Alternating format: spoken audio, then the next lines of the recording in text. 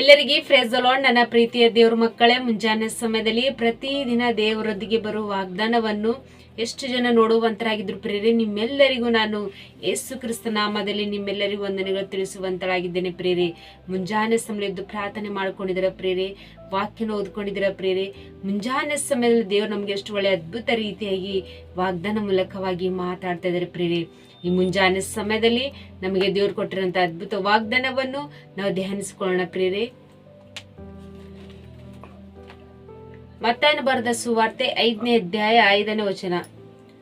ಶಾಂತರು ಧನ್ಯರು, ಅವರು ಭೂಮಿಗೆ ಬಾಧ್ಯರಾಗುವರು. ಹಾಲೆಲೂಯ. ನನ್ನ ಪ್ರೀತಿಯ ಸಹೋದರ ಸಹೋದರಿ, ಮುಂಜಾನೆ ಸಮಯದಲ್ಲಿ ದೇವರು ನಮ್ಗೆ ಎಷ್ಟು ಒಳ್ಳೆ ಅದ್ಭುತ ರೀತಿಯಾಗಿ ವಾಗ್ದಾನ ಮೂಲಕವಾಗಿ ಮಾತಾಡ್ತಾ ಇರ್ತಾರೆ. ಶಾಂತರು ಧನ್ಯರು, ಅವರು ಭೂಮಿಗೆ ಬಾಧ್ಯರಾಗುವರು. ಶಾಂತರು ಧನ್ಯರೆಂಬುದಾಗಿ ದೇವರು ಹೇಳ್ತಾ ಇರ್ತಾರೆ. ನಮ್ಮ ಜೀವಿತದಲ್ಲಿ ಎಲ್ಲಾ ವಿಷಯದಲ್ಲಿ ನಾವು ಶಾಂತವುಳ್ಳ ಮನಸ್ಸುಳ್ಳವರಾಗಿ ಜೀವಿಸ್ಬೇಕು ಪ್ರೇರೆ. ನಮ್ಮ ಜೀವಿತದಲ್ಲಿ ಎಷ್ಟೇ ಅಡೆತಡೆಗಳು ಬರಲಿ, ಎಷ್ಟೇ ಸಮಸ್ಯೆಗಳು ಎದುರಾಗ್ಲಿ, ಎಷ್ಟೇ ಒಂದು ಭಯಂಕರ ಪರಿಸ್ಥಿತಿಗಳು ಎದುರಾಗ್ಲಿ ಪ್ರೇರೆ, ಅವು ನಮ್ಗೆ ಏನ್ ಮಾಡ್ಲಿಕ್ಕೆ ಸಾಧ್ಯ ಇಲ್ಲ ಪ್ರೇರೆ. ಕೇವಲ ನಮ್ಮ ಜೀವಿತದಲ್ಲಿ ಏನು ಇರ್ಬೇಕಂದ್ರೆ ಶಾಂತ ಮನಸ್ಸುಳ್ಳವರಾಗಿರ್ಬೇಕು ಪ್ರೇರೆ. ಮತ್ತು ಅದೇ ಕೀರ್ತನೆ ಭಾಗದಲ್ಲಿ ನೋಡ್ತೇವೆ ಪ್ರೇರೆ. ಕೀರ್ತನೆ ಭಾಗವು 37ನೇ ಅಧ್ಯಾಯ 11ನೇ ವಚನದಲ್ಲಿ, ದೀನರು ದೇಶವನ್ನು ಅನುಭವಿಸಿರೋ ಅವರು ಸೌಖ್ಯದಿಂದ ಆನಂದಿಸುವರು ಎಂಬುದಾಗಿ ಪ್ರೇರೆ. ದೀನರು ದೇಶವನ್ನು ಅನುಭವಿಸುವರು. ದೀನರಾಗಿರಂತ ನಮ್ಮನ್ನು ನಾವು ದೇಶವನ್ನು ಅನುಭವಿಸುವ ಹಾಗೆ ದೇವರು ನಮಗೆ ಆಶೀರ್ವಾದವನ್ನು ಕೊಡುವಂಥ ದೇವ್ರ ಪ್ರೇರೆ. ನಾವು ಮಹಾ ಸೌಖ್ಯದಿಂದ ಆನಂದಿಸುವವರಾಗಿರ್ತೇವೆ ಪ್ರೇರೆ. ನಮ್ಮ ಜೀವಿತದಲ್ಲಿ ಎಷ್ಟೇ ಅಡೆತಡೆಗಳು ಬರಲಿ, ದೇವರು ನಮಗೆ ಆಶೀರ್ವಾದನ ಕೊಟ್ಟು ನಮ್ಮ ನಡೆಸುವಂಥ ದೇವ್ರ ಪ್ರೇರೆ. ಅದು ಯಾವಾಗಂದ್ರೆ ನಮ್ಮ ಜೀವಿತದಲ್ಲಿ ಶಾಂತವುಳ್ಳ ಮನಸ್ಸುಳ್ಳವರಾಗಿ ಜೀವಿಸುವೆ ಪ್ರೇರೆ. ಯಾವಾಗ ನಮ್ಮ ಜೀವಿತದಲ್ಲಿ ಎಲ್ಲಾ ವಿಷಯದಲ್ಲೂ ಶಾಂತವುಳ್ಳ ಮನಸ್ಸುಳ್ಳವರಾಗಿ ಜೀವಿಸ್ತೇವೋ, ದೇವರು ನಮ್ಮ ಜೀವಿತದಲ್ಲಿ ಅದ್ಭುತ ರೀತಿಯಾಗಿ ನಡೆಸಿ ನಮ್ಮನ್ನು ಕಾಯ್ದು ಕಾಪಾಡುವಂಥ ದೇವ್ರ ಪ್ರೇರೆ. ನೀವು ಹೇಳ್ತಿದ್ದೆ ನಮ್ಮ ಕುಟುಂಬದಲ್ಲಿ ಶಾಂತಿ ಸಮಯದಲ್ಲಿಲ್ಲ, ನಮ್ಮ ಕುಟುಂಬದಲ್ಲಿ ದೀನ ಸ್ಥಿತಿಯಲ್ಲಿ ಜೀವಿಸ್ತಿದ್ದೇವ, ನಮ್ಮ ಕುಟುಂಬದಲ್ಲಿ ಒಂದು ಆನಂದ ಇಲ್ಲ ಅಂತ ಭಯ ಪಡ್ತಿದ್ದಾರೆ ಪ್ರೇರೆ. ಆದ್ರೆ ಮುಂಜಾನೆ ಸಮಯ ದೇವ್ರು ನಮಗೆ ವಾಗ್ದಾನ ಮಾಡ್ತಿದ್ದಾರೆ, ಶಾಂತರು ಧನ್ಯರು ಎಂಬುದಾಗಿ ಪ್ರೇರೆ.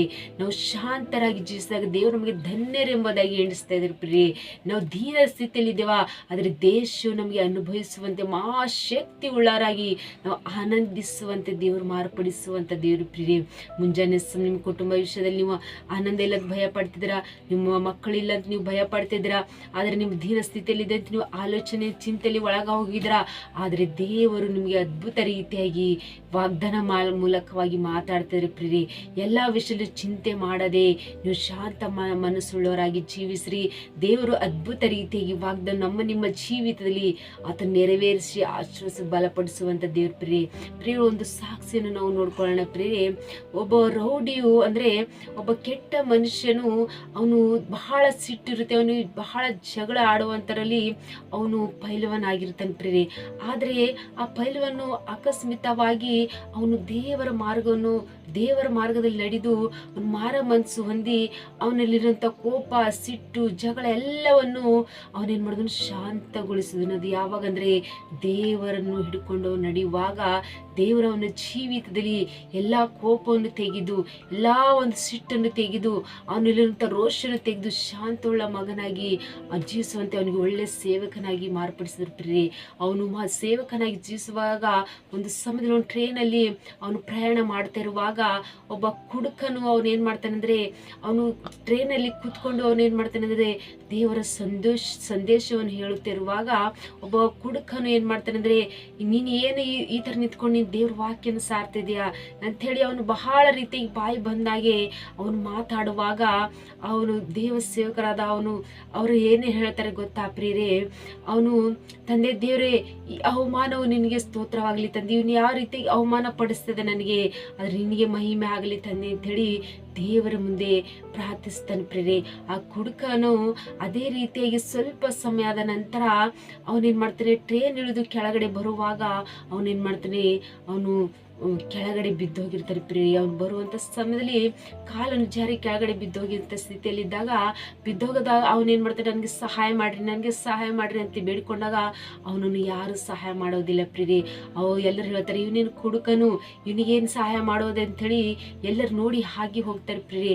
ಆದರೆ ಯಾರಿಗಾದ್ರೂ ಬೈದ್ನೋ ಸೇವಕರಿಗೆ, ಆ ಸೇವಕರು ಬಂದು ಅವನನ್ನು ಎಬ್ಬಿಸಿ ಅವನನ್ನು ಹೇಳಿದ್ರೆ, ನೀನು ಯಾರಿಗಾದ್ರೂ ಅವಮಾನ ಪಡಿಸಿದೋ, ನೀನು ಯಾರಿಗಾದ್ರೂ ನೀನು ಸಿಟ್ಟುಗೊಳ್ಳಿದೆಯೋ ಅವರೇ ನಿನ್ನನ್ನು ಎಬ್ಬಿಸಿದ್ದೀನಿ ಎಂಬುದಾಗಿ ಆ ಒಂದು ಸೇವಕರು ಹೇಳ್ತಾರೆ ಪ್ರಿಯರೇ.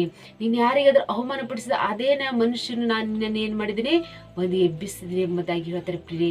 ಆದರೆ ಆ ಕುಡುಕತನ ಅವನ ಮನಸ್ಸು ಏನಾಯ್ತಂದ್ರೆ, ಅವನು ಬಹಳ ರೀತಿಯಾಗಿ ಅವನು ಕ್ಷಮಾಪಣೆ ಕೇಳಿದ್ರು. ನಾನು ನಿಮ್ಮನ್ನು ಅವಮಾನ ಪಡಿಸಿದ್ದಕ್ಕಾಗಿ ನನ್ನನ್ನು ಕ್ಷಮಿಸ್ರಿ ಎಂಬುದಾಗಿ ಅವನು ದೀನ ಮನಸ್ಸಿನಿಂದ, ಶಾಂತ ಮನಸ್ಸಿನಿಂದ ಸೇವಕರನ್ನು ಕ್ಷಮಾಪಣೆ ಕೇಳಿದನು ಪ್ರಿಯರೇ.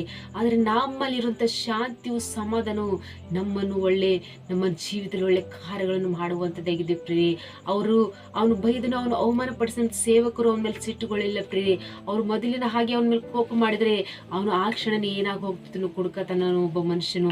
ಆದರೆ ಅವರು ದೀನ ಮನಸ್ಸುಳ್ಳವರಾಗಿ, ಅವರು ಶಾಂತ ಮನಸ್ಸುಳ್ಳವರಾಗಿ, ಅವನು ಏನು ಬೈದ್ರು ಏನು ಅಂದ್ರು ಅವನು ಅನಿಸ್ಕೊಂಡು ಸಹಿಸ್ಕೊಂಡು ಅವ್ರೇನು ಮಾಡಿದ್ರು, ಅದೇ ರೀತಿಯಾಗಿ ದೇವರ ಸಂದೇಶವನ್ನು ಸಾರ್ತಿದ್ರು ಪ್ರಿಯರೇ. ಅದೇ ರೀತಿ ಕುಡುಕತನಿಗೆ ಯಾವ ರೀತಿಯಾಗಿ ದೇವರ ಸಂದೇಶ ಮೂಲಕವಾಗಿ ಯಾವ ರೀತಿಯಾಗಿ ಅವನನ್ನು ಮಾರ್ಪಡಿಸುತ್ತೆ ಎಂಬುದಾಗಿ ನೋಡ್ತೀವಿ ಪ್ರಿಯ. ನಮ್ಮ ಜೀವಿತದಲ್ಲಿ ಎಷ್ಟೇ ಅನೇಕರು ನಮ್ಮನ್ನು ಅವಮಾನ ಪಡಿಸಿರ್ಬೋದು, ಎಷ್ಟೇ ನಮ್ಮನ್ನು ಗೋಳಾಡಿದಿರ್ಬೋದು, ಆದರೆ ಎಷ್ಟೇ ನಮ್ಮನ್ನು ಹಿಂಸೆಕರವಾದ ಮಾತುಗಳನ್ನ ಆಡಿ ನಮ್ಮನ್ನು ದೀನ ಸ್ಥಿತಿಯಲ್ಲಿದ್ದಂಥ ಕೀಳಮಟ್ಟದಲ್ಲಿ ನೋಡಿರ್ಬೋದು ಪ್ರಿಯರೇ. ಆದರೆ ನಮ್ಮಲ್ಲಿ ಶಾಂತ ಮನಸ್ಸುಳ್ಳವರಾಗಿರ್ಬೇಕು ಪ್ರಿಯರೇ. ಯಾವಾಗ ನಾವು ದೇವರ ಚಿತ್ತದಲ್ಲಿ ನಡೆದು ಆತನ ವಾಕ್ಯಗಳನ್ನು ಕೈಕೊಂಡು ಆತನ ಚಿತ್ತದಿಂದ ನಡೆಯುವಾಗ ನಾವು ಪ್ರತಿಯೊಂದು ವಿಷಯದಲ್ಲಿ ನಮಗೆ ಏನಿರ್ಬೇಕಂದ್ರೆ ನಮ್ಮ ಜೀವಿತದಲ್ಲಿ ಶಾಂತರಾಗಿ ಜೀವಿಸುವಂತರಾಗಿರ್ಬೇಕು ಪ್ರಿಯರೇ. ಶಾಂತ ಮನಸ್ಸುಳ್ಳವರಾಗಿ ಜೀವಿಸಿದಾಗ ದೇವರು ಪ್ರತಿಯೊಂದು ಅಡೆತಡೆಗಳಿಗೆ ಅದು ನಮಗೆ ಏನು ಮಾಡಲ್ಲ, ಹಾಗೆ ಅವುಗಳನ್ನು ಮುಟ್ಟಲ್ಲ, ಹಾಗೆ ದೇವರು ನಮ್ಮನ್ನು ಕಾಯ್ದು ಕಾಪಾಡಿ ನಮ್ಮನ್ನು ನಡೆಸಿ ನಮ್ಮನ್ನು ಆಶೀರ್ವದಿಸಿ ಬಲಪಡಿಸುವಂತ ದೇವ್ರ ಪ್ರಿಯರೇ. ಮುಂಜಾನೆ ಸಮಯ ವಾಗ್ದಾನ ನಿಮ್ಮ ಜೀವಿತದಲ್ಲಿ ದೇವರು ಅದ್ಭುತ ರೀತಿಯಾಗಿ ನೆರವೇರಿಸಿ ಆಶೀರ್ವದಿಸಿ ಬಲಪಡಿಸಲಿ ಪ್ರಿಯರೇ. ಆಮೇಲೆ ಪ್ರಾರ್ಥನೆ ಮಾಡ್ಕೊಳ್ಳೋಣ.